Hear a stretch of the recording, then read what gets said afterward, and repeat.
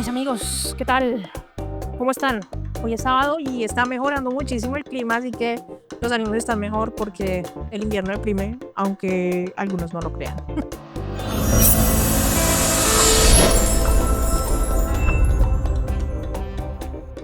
Ok, hoy vamos a hablar de un tema bien importante, salió la semana pasada y está generando mucha expectativa y también muchas dudas, porque no sabemos o no se sabe a ciencia cierta si es una buena noticia o es una mala noticia. Vamos a hablar del nuevo registro de inmigrantes en Estados Unidos. Y hay una cosa que debo decir antes que nada.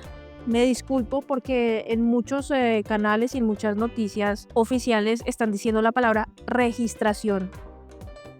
Y esto es por el hecho de que en inglés registro se dice registration. Entonces me disculpo por todas y cada una de las veces que se ha dicho registración, perdón.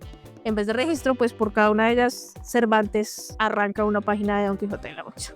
La aventura nos guía mejor de lo que acertáramos a desear, Sancho.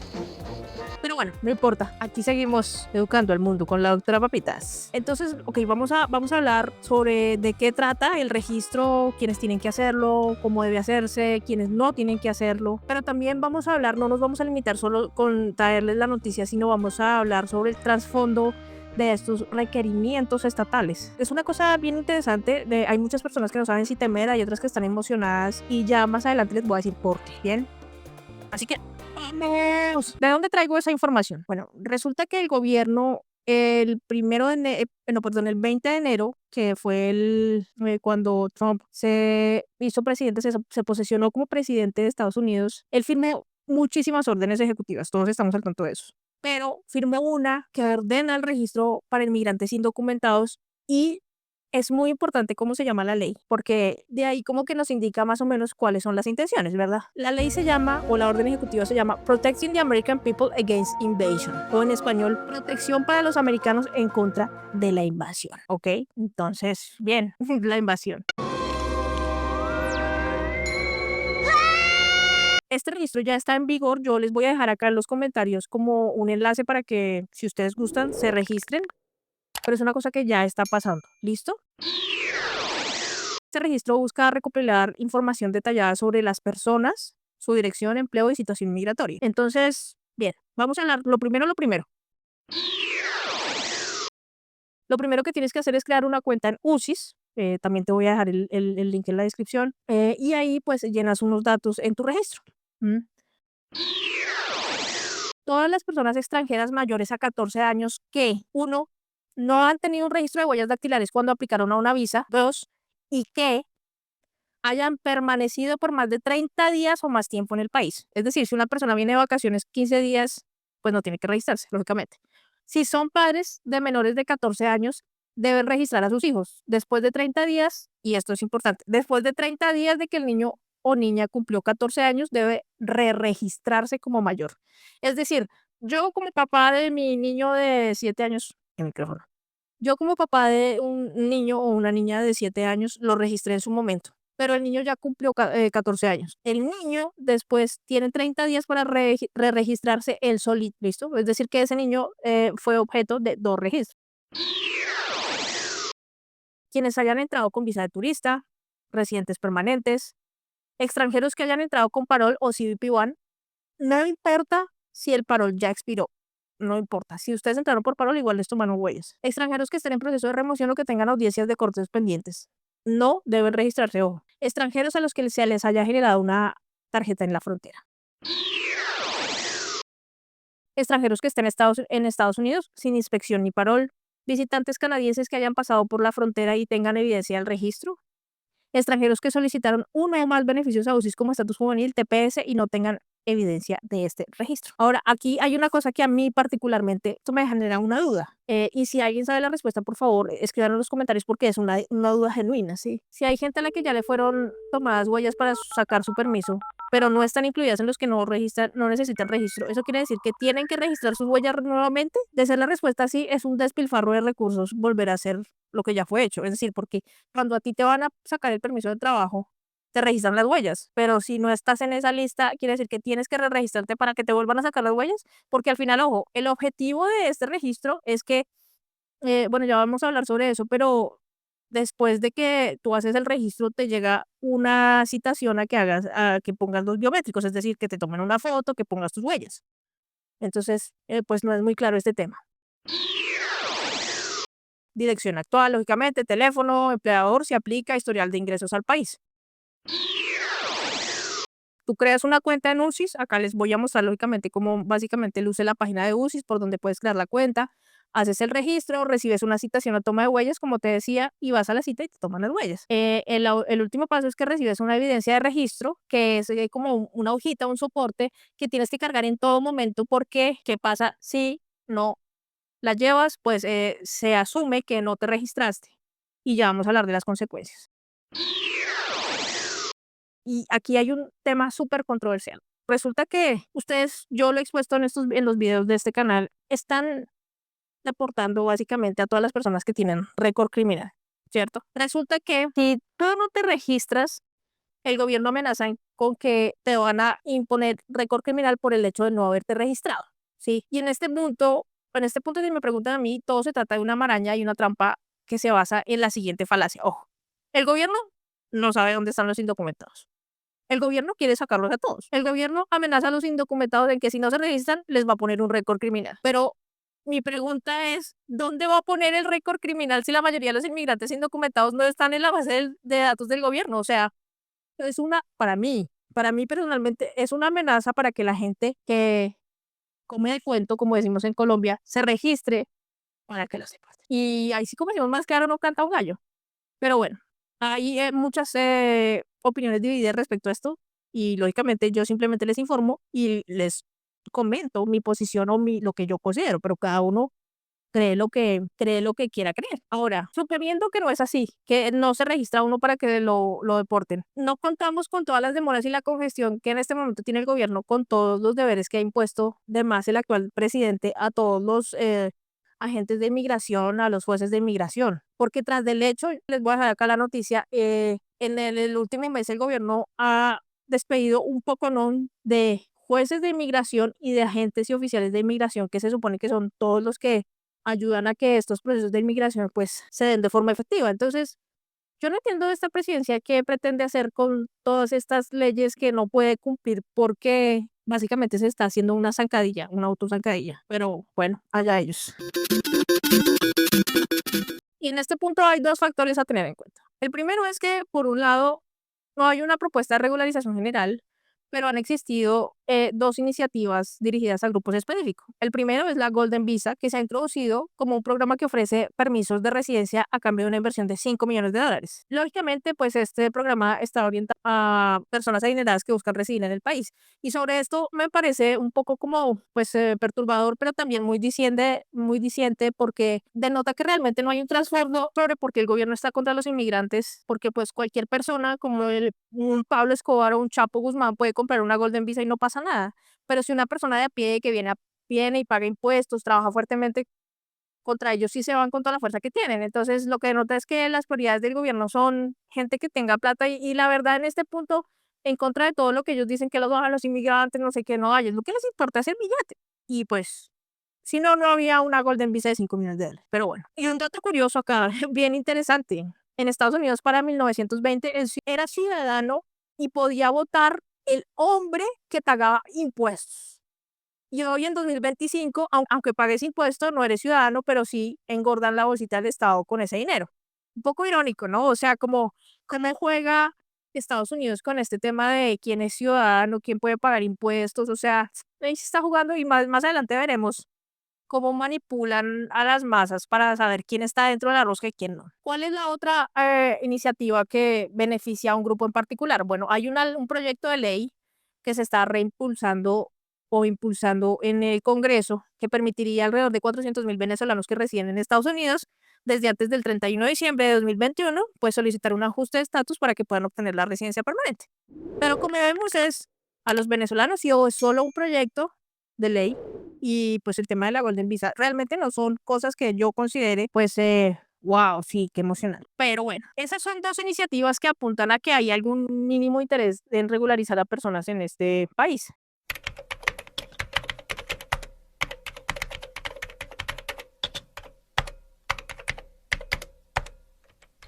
Por otro lado, el tema del registro de inmigrantes indocumentados fue una herramienta usada por Ronald Reagan y ojo, por eso es que hay gente muy emocionada porque conocen el tema de la historia de Estados Unidos, expresidente de Estados Unidos para regularizar a los inmigrantes indocumentados.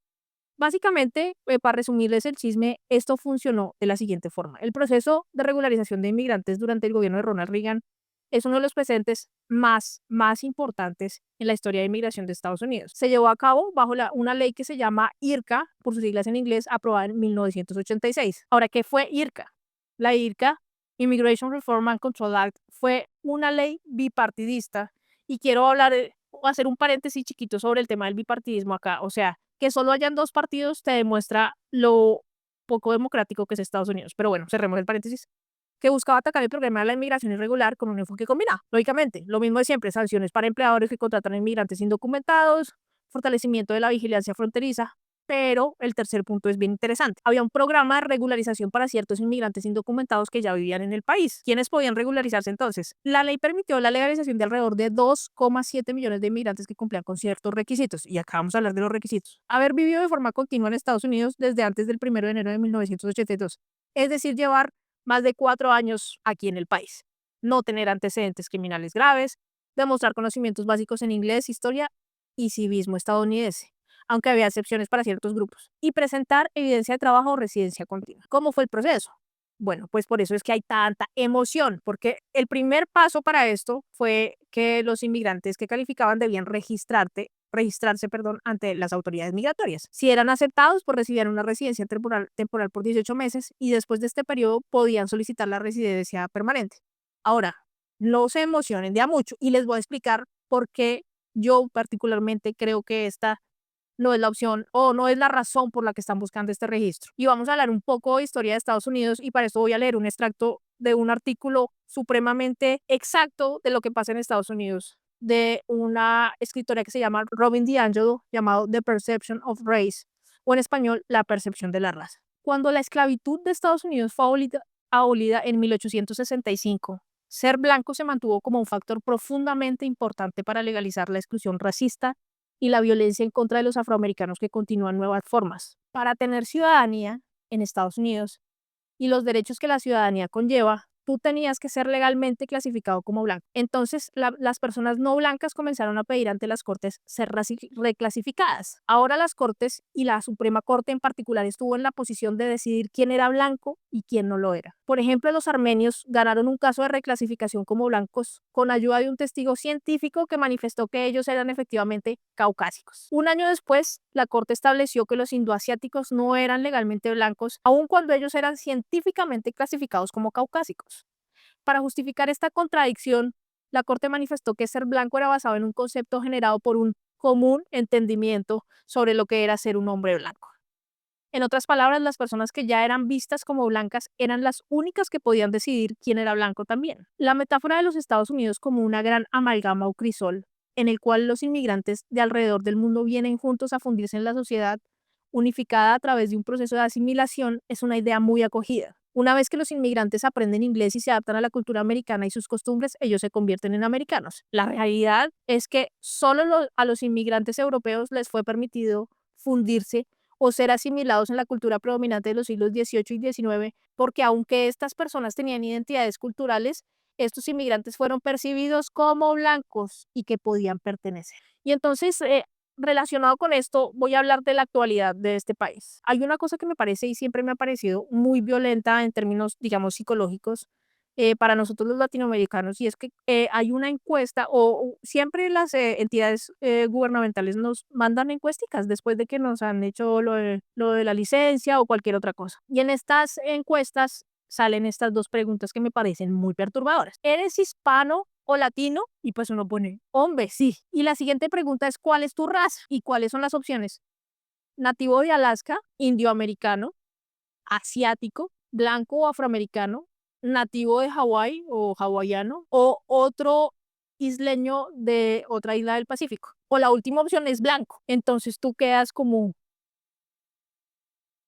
¿qué onda? O sea, como, ¿dónde entro yo? ¿Dónde entro yo? Porque pensé que habíamos quedado en que era latino, pero no soy ni blanco, ni hawaiano, ni afroamericano, ni ninguna de estas. Entonces, como que solo para su concepción, estas son las clasificaciones que son válidas y ser latino no está dentro de su percepción ni puede ser una cosa acogible, lo que es súper perturbador. Y entonces uno queda como, ¡plup! Ahora, entonces volviendo al tema de Reagan y teniendo en cuenta todos estos antecedentes, eso fue lo que terminó pasando en ese momento de la regularización.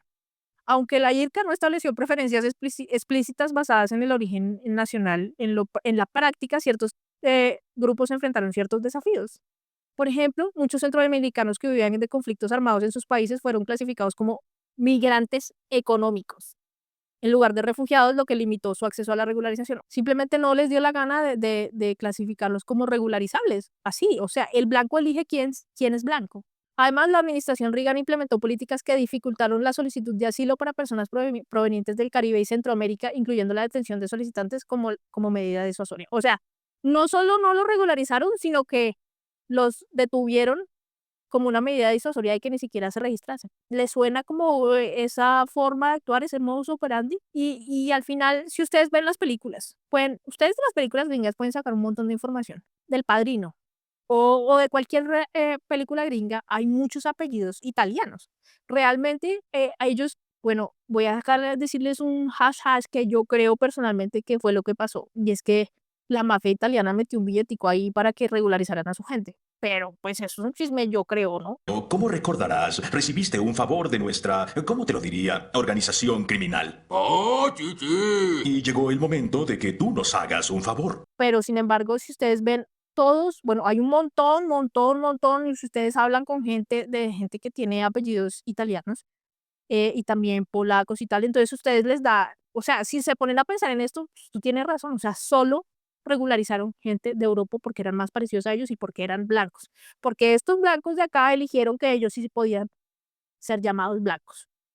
Y entonces, pues claramente, de acuerdo a todo lo que está pasando actualmente, yo creo que los latinos para los blancos no vamos a ser blancos nunca. Así que, bueno, no sé, estos son datos y hay que darlos como dice el meme del pollo. Y algunos podrían decir, bueno, pues sí, pero eso fue en los 90, ahora todo ha cambiado. Pero no, amigo, no. Estos son solo antecedentes de un Estado que ha sido históricamente discriminado y excluidor sistemático de todos los que no considera parecidos a él. Y en esto solo son considerados blancos quienes deciden los blancos que quieren que pertenezcan al selecto grupo. Y yo te puedo asegurar que dados los últimos comportamientos estatales, nosotros los latinoamericanos, como te dije, no estamos en la lista. Ahora, ¿qué depara el futuro? Hombre, no sé, Ernesto, no sé. Pero no sé, Ernesto, no sé. Pero si lo supiera, te lo aseguro que sí. Pero no sé, no se sabe. El futuro de los inmigrantes indocumentados en Estados Unidos es incierto, si me permites opinar. Hay propuestas como la ley DREAM, la ley de reforma migratoria de 2013, pero como todos sabemos, nunca ha salido como a flote o ha sido oficial una ley que intente regularizar a todos los inmigrantes indocumentados. Y mientras tanto, millones de personas viven en un limbo legal, contribuyendo a la economía, pero sin acceso a beneficios básicos. Te dejo acá el video que hice sobre los impuestos y cuánto abonamos nosotros en impuestos los inmigrantes a este país, o para que estés enterado, un video bien interesante. Ahora, si me lo preguntas a mí, pues yo desde el video que también te dejo acá de qué está pasando en Estados Unidos, hice un llamado a la dignidad, ya que te preguntes si vives acá en Estados Unidos, independiente de tu estatus migratorio, 3 cosas. La primera, ¿te has sentido integrado en esta sociedad? La segunda es, ¿consideras que vale la pena darle tu fuerza laboral e impuestos a un país que tiene actuaciones como las que te acabo de contar? Ahora la tercera, ¿consideras que tienes alguna garantía para permanecer aquí en condiciones dignas? Si la respuesta a alguna de estas preguntas es no, yo te sugiero que busques un nuevo lugar para vivir. Y yo sé que eso no es fácil, yo sé que aquí hay cosas chéveres, yo sé que aquí llevas muchos años, que ya te estableciste, que ya conoces las calles, que ya conoces las marcas, que ya conoces cómo trabajar, cómo es el sistema, pero vale la pena. O sea, es que literalmente nosotros los inmigrantes estamos financiando un Estado que nos está casando. Entonces, no sé, a mí me parece un poco irónico, pero pues allá. Bien, espero que les haya gustado este video. Como vieron, yo no solo me limité a explicarles de qué iba el registro, sino qué hay detrás de ese registro. Así que nada, suscríbete, dale like y compártelo para que el algoritmo como que difunda estas verdades que son bien interesantes y es muy importante que la gente las sepa. Y bien, nos vemos la próxima semana.